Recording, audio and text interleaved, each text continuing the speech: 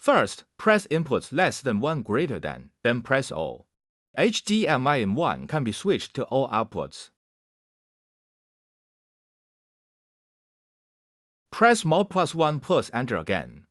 You can save the current mode as Profile 1. Press inputs less than 2 greater than, then press all. HDMI in 2 can be switched to all outputs. Press Mod plus Enter again.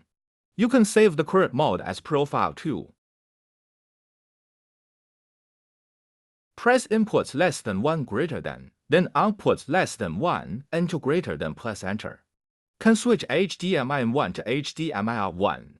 And 2 for output switching. Press Mod +3 plus Enter again. You can save the current mode as Profile 3. Press Same +1 plus Enter to call up Scenario 1.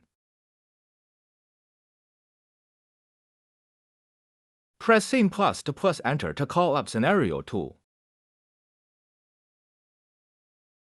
Press Same +3 plus Enter to call up Scenario 3.